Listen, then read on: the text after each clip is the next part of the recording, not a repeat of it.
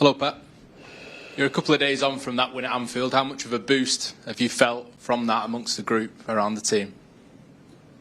Yesterday I didn't see the players, and today I didn't see the players, not yet. We'll see. Still the distance is not huge, but considering how Arsenal is doing, so 6 points is a lot. So yeah, next game against a team like every year is better and better, and we'll see. The gap is smaller than it could have been, like you suggested, and if you were to win against Fulham, it would be just 3 points for at least 24 hours, compared to it being 9 points at the weekend. Psychologically, how much of a difference does it make at this stage?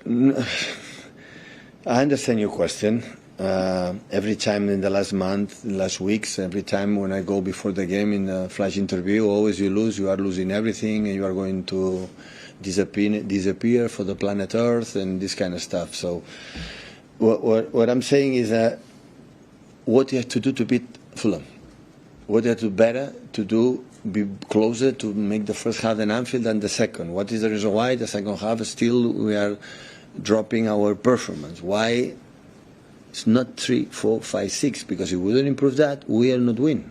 No Fulham, we are going to drop, maybe not Fulham, but maybe it will be against Newcastle, or maybe in the next.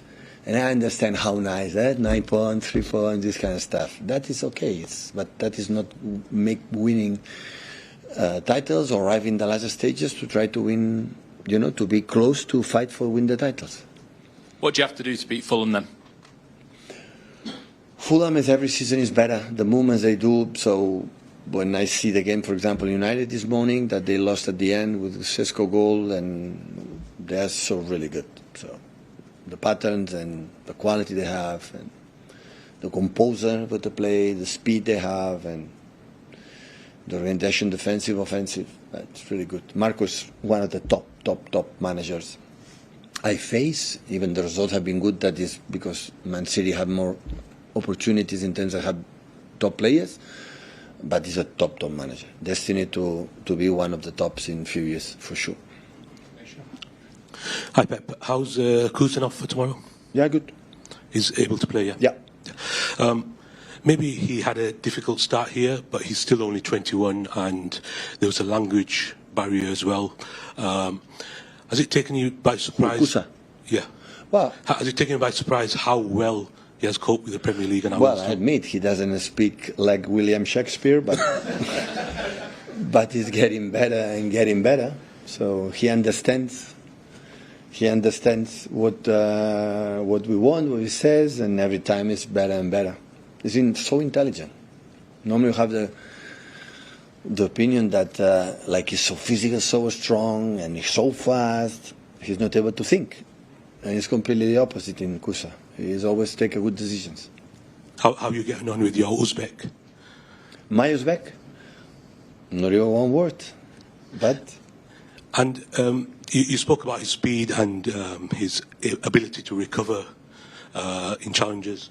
Are there any players that you've watched or worked with that he reminds you of? Well, his speed is difficult. It's so fast. To recover that position is one of the attributes. But not just that. Don't confuse about Kusa. He's so intelligent. Normally when the player had this physicality, always had this physicality because he has not to use what is going on and solve it with his physical condition. And have both.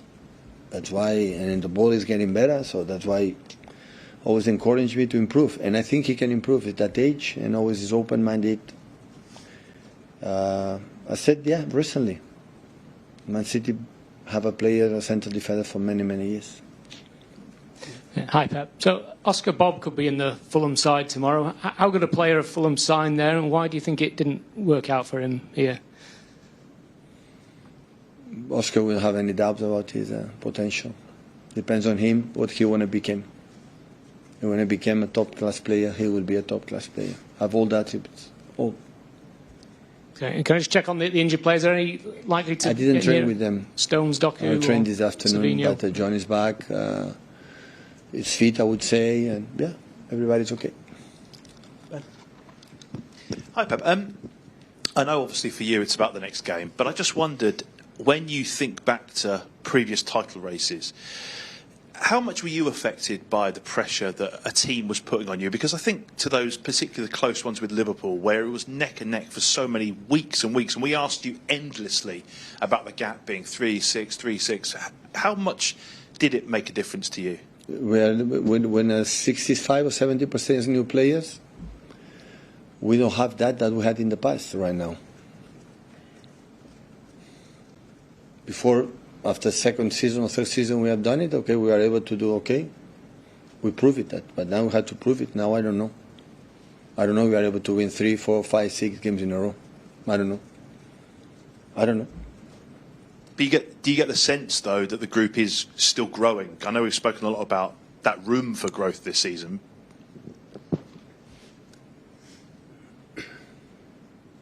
Considering because we won in Anfield? Not just that, the fact that over the last few weeks you have actually closed the gap to Arsenal in terms of the best teams. We drawn the Spurs, and I know the comments after that second half in the Spurs. It's not 2 months ago, it was days ago.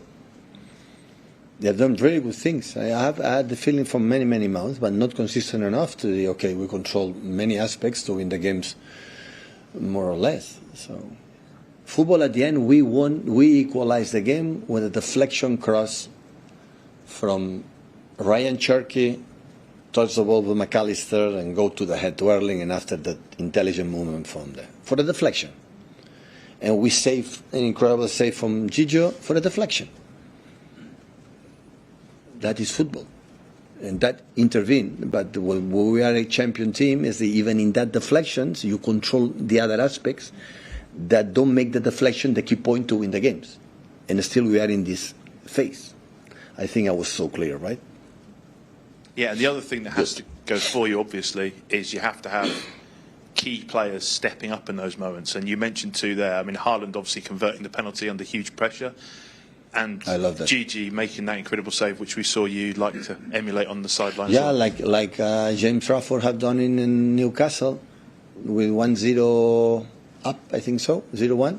Make an incredible save in Newcastle to be in the reach the final for a Carabao Cup. That means team. Everyone make his own contribution and helps. And of course, what happened, I know exactly the reason why we drop in the second half. I know it.